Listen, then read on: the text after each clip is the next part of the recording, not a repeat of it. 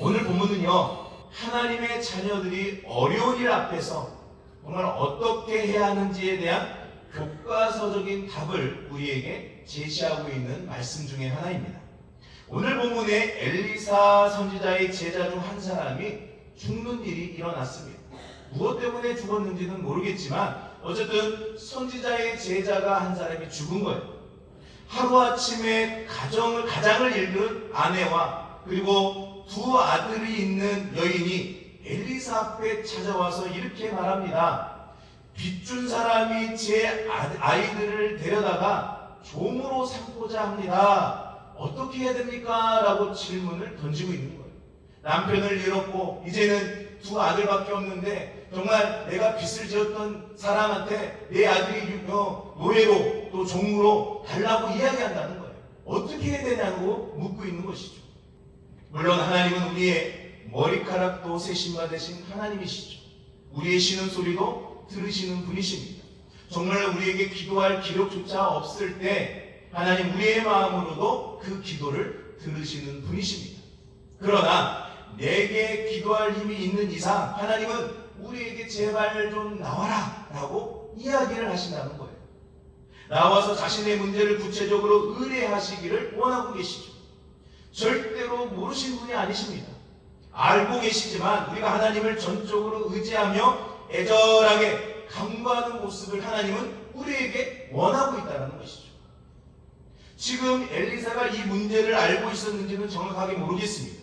그러나 어찌됐든 이 여인이 엘리사에 찾아와서 자신의 처한 문제를 구체적으로 호소함을 통해서 문제 해결이 시작되고 있다는 사실을 놓쳐서는 안 된다는 것입니다. 오늘 이 여인이 찾아오지 않았다면 문제 해결이 나타나지 않았겠지만 찾아왔기 때문에 문제의 시발점이 되었다는 그 해결의 시발점이 되었다는 것이죠. 여러분, 오늘 본문에서 여인의 간절함에 대한 엘리사의 답변이 무엇인지를 보셔야 된다는 거예요. 오늘 설교의 제목이죠. 2절 말씀에 이렇게 말하고 있습니다. 내가 너를 위하여 어떻게 하랴? 내가 너를 위해서 어떻게 해줄까? 라고 묻고 있는 거예요. 여러 가지 문제를 안고 있는, 그래서 기도하는 저와 여러분을 향한 하나님의 답변이 저는 이거라고 생각되어집니다. 내가 그동안 힘들고 어렵고 우리 가정이 어려운 가운데, 우리 사업이 어려운 가운데 살아가고 있는데 하나님 어떻게 해야 됩니까? 라고 묻고 있을 때 우리 하나님께서 우리에게 답변해 주신 말씀이 이거라는 거예요. 내가 너에게 어떻게 하랴? 내가 너에게 어떻게 해주길 원하느냐? 라고 묻고 있는 것이죠. 성도 여러분, 밖에 나갔다가 들어오는 자식이 여러 가지 문제 때문에 하소연합니다. 그러게 말이야 라는 말로 위로하듯이 오늘 하나님께서 지금 우리에게 꼭 안아주시면서 그러게 말이야 내가 너에게 어떻게 해줄까? 라고 묻고 있는 거예요. 성도 여러분, 하나님이 여러분에게 어떻게 해주시기를 원합니까? 여러분이 지금 직면한 삶의 문제가 무엇입니까? 가정이 안고 있는 문제는 또 무엇이 있습니까? 지금 무슨 문제에 가장 갈급한 마음으로 구하고 계십니까? 그것을 가감없이 아뢰는 것이 중요하다는 거예요. 욕심 없이 기도하는 것이 중요하죠. 온전히 믿고 구하라고 말씀하고 있습니다.